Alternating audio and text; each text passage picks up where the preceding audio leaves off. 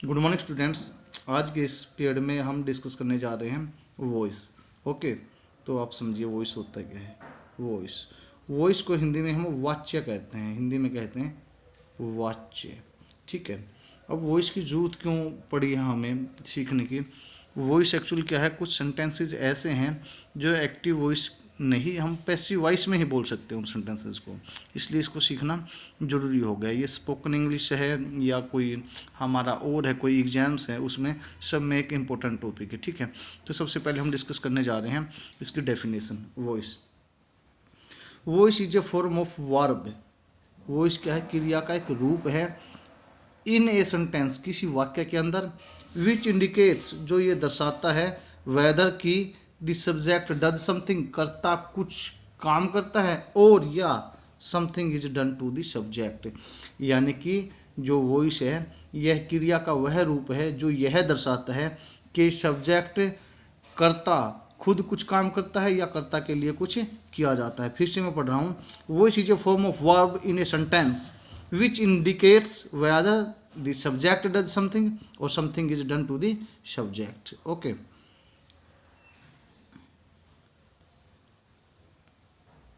in this way voice is of two types. इस ढंग से हम कह सकते हैं कि वॉइस दो प्रकार की होती हैं। कौन कौन सी? Active voice. एक्टिव वॉइस कहाँ होती है? सब्जेक्ट डज समथिंग, जिसमें कर्ता खुद कुछ कार्य करता है। पैसिव वॉइस कौन सी होती है? Something is done for the subject, जिसमें कर्ता के लिए कुछ किया जाता है। ठीक है, दो तरह की होगी, active voice, passive voice. Active voice जहाँ सब्जेक्ट डज समथिंग, और पैसिव वॉइस जहाँ something is done for the subject. ठीक है, उसके बाद मेथड क्या है चेंज करने के। चेंज करने के मेथड क्या है बता रहा हूँ इसको, देख। Method of changing voice, voice को कैसे बदला जाता है। सबसे पहले हमारे पास क्या होता है, सब्जेक्ट होता है, फिर वर्ब होती है, और फिर ऑब्जेक्ट होता है। तो हम क्या करते हैं, जो सब्जेक्ट है उसको तो हम इधर ले आते हैं, ऑब्जेक्ट बना देते हैं। जो ऑब्जेक्ट है उसको इधर ले आते हैं, उसको सब्जेक्ट बना जाते हैं। वर्ब वर्ब वहीं पे रहती है, सिर्फ वर्ब को हम थर्ड फॉर्म में कन्वर्ट कर देते हैं। ठीक है, और वाई का इस्तेमाल करते हैं। जैसे एक सेंटेंस देखिए, आई रिस्पेक्ट माई पेरेंट्स। आई यहाँ पे सब्जेक्ट हो गया, माई पेरेंट्स ऑब्जेक्ट हो गया, रिस्पेक्ट वर्ब हो गई। ठीक है, तो हमने क्या किया, यहाँ माई पेरेंट्स को सब्जेक्ट बना दिया, माई पेरेंट्स वर्ब है उसको थर्ड फॉर्म में कर दिया। आर रिस्पेक्टेड, अब सब्जेक्ट था, सब्जेक्ट को यहाँ ऑब्जेक्ट बना दिया, मी, और बाय का इस्तेमाल कर दिया, तो बन गया my parents are respected by me. अब किस सब्जेक्ट को ऑब्जेक्ट का कौन सा रूप दिया जाता है ये आगे बता रहे हैं हम। देखिए कुछ रूल्स हैं।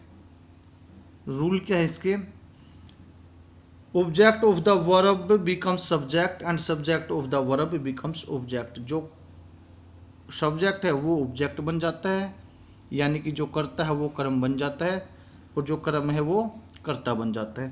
Third form of the verb is used, verb की तीसरी क्रिया का इस्तेमाल करते हैं। By is used in passive voice, और पैसिव वॉइस में हम बाय का इस्तेमाल करते हैं। ठीक है, अब देखिए सब्जेक्ट को जब ऑब्जेक्ट का रूप देंगे हम, जब सब्जेक्ट को ऑब्जेक्ट का रूप देंगे तो कौन किस में कन्वर्ट होता है। आई को मी में, वी अस में, यू ही रहेगा, दे को देम में, ही को हिम में, शी को हर में, और इट को इट में। ठीक है, अब आगे क्या बता रहे हैं हम। यूजुअली, आमतौर पर, usually preposition comes before the object in A passive voice, यानी कि पैसिव वॉइस के अंदर अगर प्रेपोजिशन हम यूज करते हैं तो वो ऑब्जेक्ट से पहले आता है। आउट ऑफ 12 टेंस, जितने भी टेंस हैं हमारे 12, the voice of only 8 can be done, उन 12 में से सिर्फ 8 टेंस की ही वॉइस यानी कि एक्टिव से पैसिव की जा सकती है। The tenses which can be changed are, जो टेंस एक्टिव से पैसिव में कन्वर्ट किए जा सकते हैं वो ये है, सुनिए। Present perfect continuous tense, past perfect continuous tense, और future perfect continuous tense. Future perfect continuous tense और एक फ्यूचर कंटिन्यूस टेंस, ये 4 को छोड़ के बाकी जो 8 बचे हैं इंडेफिनेट, कंटिन्यूस, परफेक्ट, सिर्फ फ्यूचर के परफेक्ट को छोड़ के बाकी सबको एक्टिव से पैसिव में कन्वर्ट किया जा सकता है। अब देखिए चेंजिंग हम क्या क्या करते हैं इसमें। फर्स्ट फॉर्म है ना वर्ब की, अगर एक्टिव वॉइस में फर्स्ट फॉर्म है तो हम पैसिव वॉइस में जब कन्वर्ट करेंगे तो थर्ड फॉर्म से पहले इज एम आर लगाएंगे। वो इज एम आर वो सब्जेक्ट के अकॉर्डिंग लगा देंगे, ठीक है। अगर सेकंड फॉर्म मिलती है हमें एक्टिव में तो उसको हम वाज ओवर लगा देंगे। कहाँ? पैसिव वॉइस में थर्ड फॉर्म से पहले। अगर हमें मिलता है हैज, हैव या हैड तो उनके साथ बीन लगा देंगे, उनके साथ में बीन लगा देंगे और फिर थर्ड फॉर्म। अगर हमें मिलती है शैल विल, अगर शैल विल मिलती है तो शैल विल के साथ में हम बी लगाएंगे और फिर वर्ब की थर्ड फॉर्म। अगर मिलते हैं हमें वर्ब के साथ आई एन जी यानी कि प्रेजेंट पार्टिसिपल तो हम क्या करेंगे, हमें वर्ब की थर्ड फॉर्म यूज करनी है तो थर्ड फॉर्म तो यूज करेंगे, उससे पहले हम बीइंग लगा देंगे। क्या करेंगे? बीइंग लगा देंगे। अब इन सब का मैं यूज बता रहा हूँ, कुछ सेंटेंसेज हैं, इन सब का कौन सी चीज़ कैसे चेंज हुई है वो देखिए, बड़ा इजी तरीका है। सेंटेंस देखिए, आई गो टू स्कूल, मैं स्कूल जाता हूँ, यहाँ वर्ब की फर्स्ट फॉर्म यूज हुई है और फर्स्ट फॉर्म के साथ क्या करना है, हमने इज एम आर लगाना है। तो स्कूल इज गोन बाय मी, हमने इज लगा दिया, फर्स्ट फॉर्म थी, और गो को थर्ड फॉर्म में कर दिया, गोन में कर दिया, बाय का इस्तेमाल कर दिया, आई को ऑब्जेक्ट बना दिया, मी में बदल दिया, स्कूल जो ऑब्जेक्ट था उसको सब्जेक्ट बना दिया। तो देखिए school is gone by me.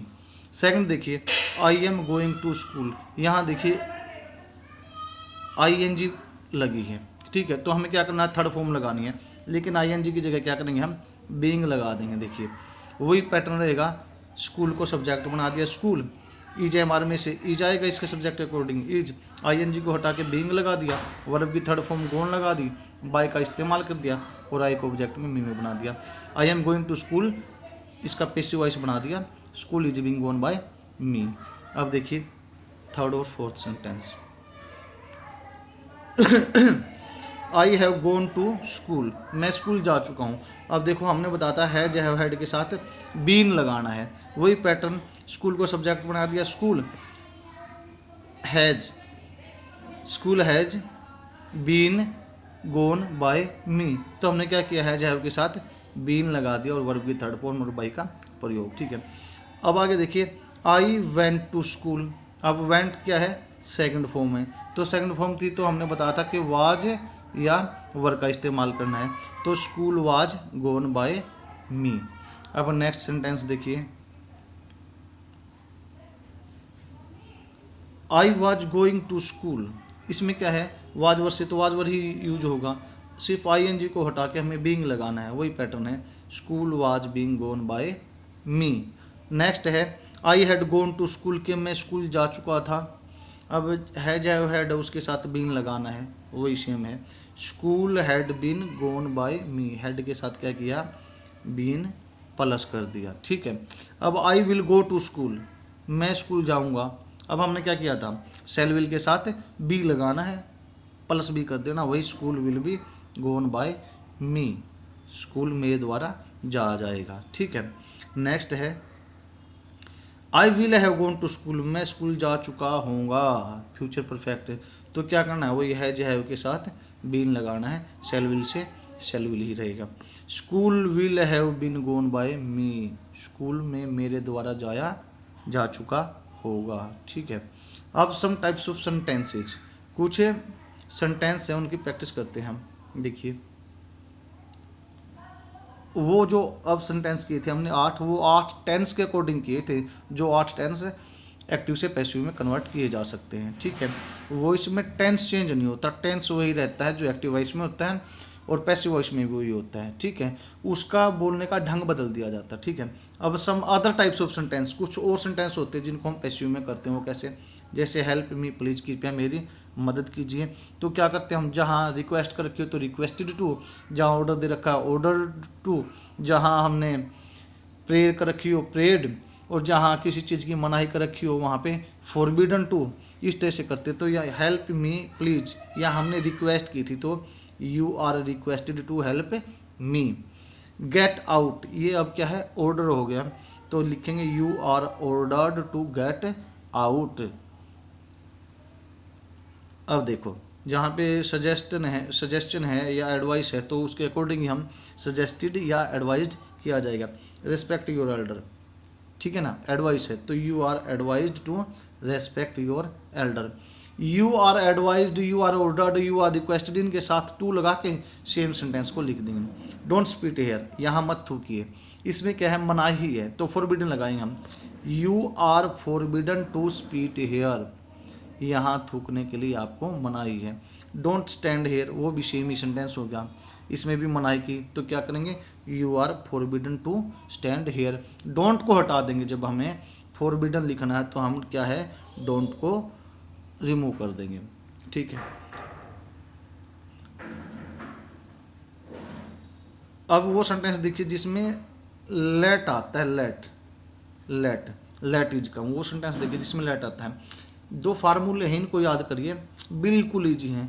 Late plus object plus be plus verb की थर्ड फॉर्म। क्या करना है, पहले लेट लगा देना है, फिर ऑब्जेक्ट उठाना है, उसके साथ बी और थर्ड की फॉर्म। एक तो ये फार्मूला है। दूसरा है ऑब्जेक्ट उठाएंगे आप, उसके साथ में शुड बी और वर्ब की थर्ड फॉर्म। देखो वर्ब की थर्ड फॉर्म का आपको पता है वो आएगी, उससे पहले बी लगा देना। वर्ब की थर्ड फॉर्म आएगी, उससे पहले बी। इसमें भी वर्ब की थर्ड फॉर्म आएगी, उससे पहले बी। तो इससे पहले क्या करना है हमें, या तो ऑब्जेक्ट प्लस शुड लगा दे या लेट प्लस ऑब्जेक्ट लगा दे। अब जैसे सेंटेंस में पढ़ाऊँगा आगे, आपको बिल्कुल समझ में आ जाएगा कैसे किया हमने। देखो हेल्प द पुअर, तो हमने क्या किया था, पहले लेट लगाएंगे, उसके बाद ऑब्जेक्ट और फिर बी के साथ वर्ब की थर्ड फॉर्म, तो वही बनेगा let the poor be helped, let the poor be helped. उसके बाद है ओपन द डोर, के दरवाज़ा खोलो। ऑर्डर है, अगर उस ढंग से नहीं बनाते तो हम इस ढंग से बना देंगे इसको। लेट लगाएंगे, ऑब्जेक्ट लगाएंगे और ऑब्जेक्ट के साथ बी लगा के थर्ड फॉर्म लगा देंगे, let the door be opened. Shut the door, वही let the door be shut. कितना इजी तरीका है, इससे इजी तो मेरे ख्याल से किसी बुक में दे रखा होगा। अब इनसे हटके कुछ सेंटेंसेज होते हैं जो मैंने अलग से ये लिख रखे हैं, ठीक है। ये भी सेंटेंस है जिनको एक्टिव से पैसिव में लिखा जाता है। देखिए कैसे है, इट से शुरू होते हैं, इट इज़ टाइम से, इट इज़ टाइम से होते हैं, और उसका भी एक पैटर्न है, to be plus third form कर देना। देख लीजिए, it is time to do homework, यह काम करने का समय है। तो इसका हमने कैसे किया, फोर लगा के फिर ऑब्जेक्ट और to be done. It is time for the homework to be done. अब नेक्स्ट देखिए, it is time to drink water, ये पानी पीने का समय है। तो इट इज़ टाइम है ना, उसको ऐसे ही लिख के फोर लगा देंगे हम, फिर ऑब्जेक्ट लगा के और टू ऑब्जेक्ट के साथ टू और बी के साथ वर्ब की third form. It is time for the water to be drunk. Next देखिए, it's time to go to library, तो क्या करेंगे इसका passive, it is time for the library to be gone. ये तो एक वे था, इस तरह के सेंटेंस थे। कुछ सेंटेंस आते हैं देर इज से, वो तो इट इज से शुरू होते हैं, इट इज टाइम से। ये होते हैं देर इज या देर आर नो से, तो उसमें देखिए क्या करते हैं हम, there are no things to choose, यहाँ कोई चीज़ नहीं है चुनने के लिए, तो इसका किया हमने, there are no things to be chosen, to लगा के उसके साथ बी प्लस वर्ब की थर्ड फॉर्म लगा देते हैं। आगे देखिए ये तीन सेंटेंस, समझ में आ जाएगा ये भी पैटर्न बिल्कुल। There is no time to waste, ठीक है, वही देर इज नो लगा के फिर टाइम, उसके बाद टू प्लस बी और प्लस वर्ब की third form. There is no time to waste, there is no time to be wasted. अब देखिए, there is no money to donate, तो क्या करेंगे हम, there is no money to be donated, ठीक है। एक ये पैटर्न था। अब एक अलग से पैटर्न आ गया, जैसे ये सेंटेंस देखिए, द बस इज रनिंग। इसमें क्या है, इसके अंदर ऑब्जेक्ट नहीं है, इसको हम हिडन ऑब्जेक्ट बोलते हैं इस सेंटेंस के अंदर। तो इसको क्या करेंगे हम, द बस, हमें क्या देखना है, यहाँ देखना है ये आईएनजी की फॉर्म आई है, आईएनजी को हटा के हमें बीइंग लगाना है।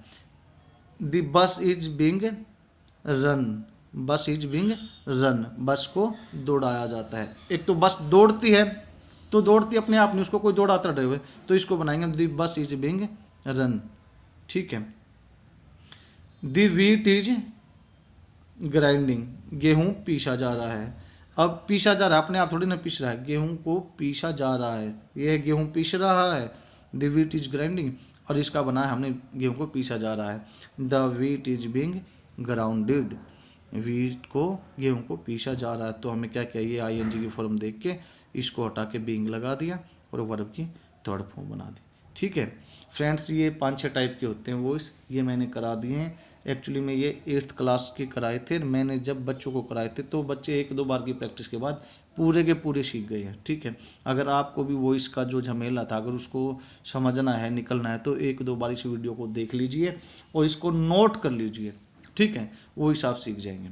Okay students, thank you, have a nice day.